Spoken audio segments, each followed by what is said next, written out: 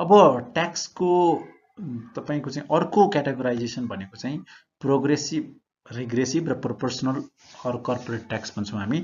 यो तीनटा टाइपको अर्को चाहिँ भनेको ट्याक्स रेटको आधारमा। जस्तो प्रोग्रेसिभ ट्याक्स भनेको चाहिँ तपाईँको इन्कम जति इन्क्रिज हुँदै जान्छ, जति बढ्दै जान्छ, त्यति नै त्यो ट्याक्स पनि तपाईँको बढ्दै जान्छ, ट्याक्सको प्रोपोर्सन पनि बढ्दै जान्छ। जस्तो अहिले नेपालमा चाहिँ यदि कोही व्यक्तिले, कुनै एउटा इन्डिभिजुअल व्यक्तिले 4 लाखसम्म कमायो भने उसले पैसा ट्याक्स चाहिँ तिर्नु पर्दैन। तर 4 लाखभन्दा माथि 1 लाख कमायो भने त्यसमा 10%, त्यसभन्दा माथि फेरि अर्को 2 लाख कमायो भने त्यसमा चाहिँ 20%, त्योभन्दा माथि अर्को 13 लाखसम्म 30% र त्योभन्दा माथि गयो भने 36% ट्याक्स तिर्नुपर्ने आवश्यकता हुन्छ। भनेपछि जति थोरै इन्कम भयो त्यति नै प्रोपोर्सन अफ ट्याक्स चाहिँ के हुन्छ, कम हुन्छ।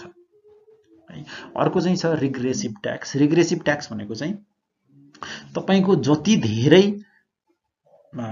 तपाईको चाहिँ त्यो ट्याक्स बेस हुन्छ, त्यो जति धेरै ट्याक्स बेस भयो त्यति नै तपाईको चाहिँ ट्याक्सको रेट चाहिँ कम हुँदै जान्छ। फेरि यस्तोमा चाहिँ जस्तो भेहिकलको ट्याक्स तिर्दाखेरिमा तपाईले चाहिँ भेहिकलको भ्यालु अनुसार चाहिँ पर्सेन्टेजमा त लाग्दैन, त्यहाँ त फिक्स छ। जस्तो 1200 सीसीको गाडीले चाहिँ तिर्ने ट्याक्स चाहिँ कति छ, 22,000 रुपियाँ 23,000 रुपियाँ तिर्ने हुन्छ भने त्यो त्यही रेसियोमा चाहिँ अर्को 2400 सीसीको चाहिँ 46,000 हुँदैन। फेरि भन्नु भनेको जति धेरै चाहिँ के भयो, तपाईको चाहिँ त्यो ट्याक्सेबल भ्यालु भयो त्यति नै त्यसको चाहिँ ट्याक्सको रेट चाहिँ कम हुँदै जान्छ। त्यो चाहिँ रिग्रेसिभ ट्याक्स हो। र प्रोपोर्सनल ट्याक्स अथवा कर्पोरेट ट्याक्स भनेको चाहिँ यसमा चाहिँ के हुन्छ भने ट्याक्सेबल इन्कम भनेको सबैमा चाहिँ एउटै रेट लगाइन्छ। जस्तो ब्याङ्कहरूको लागि 30% लगाउने भनेको छ भने ब्याङ्कको जतिसुकै प्रफिट होस् फ्ल्याटमा 30% लगाउँछ। जेनरल बिजनेस छ भने फ्ल्याटमा 25% लगायो, अरू कुनै स्पेसल इन्डस्ट्रीहरू छ भने फ्ल्याटमा 20% लगायो भनेको त्यो खालको रेटहरू चाहिँ हाम्रो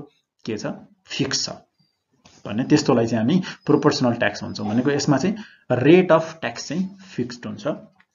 भनेको इन्कम प्रोग्रेसिभ र प्रोपोर्सनलमा के फरक भयो त भन्दा प्रोग्रेसिभमा चाहिँ इन्कम बढ्दै जाँदाखेरिमा ट्याक्सको रेट पनि बढ्दै जान्छ। प्रोपोर्सनलमा के भयो, इन्कम जतिसुकै बढे पनि ट्याक्सको रेट चाहिँ सेम नै भइरहन्छ। रिग्रेसनमा के हो त, इफेक्टिभ ट्याक्स रेट चाहिँ घट्दै जान्छ फेरि जति प्रोपोर्सन इन्कम बढ्दै जान्छ।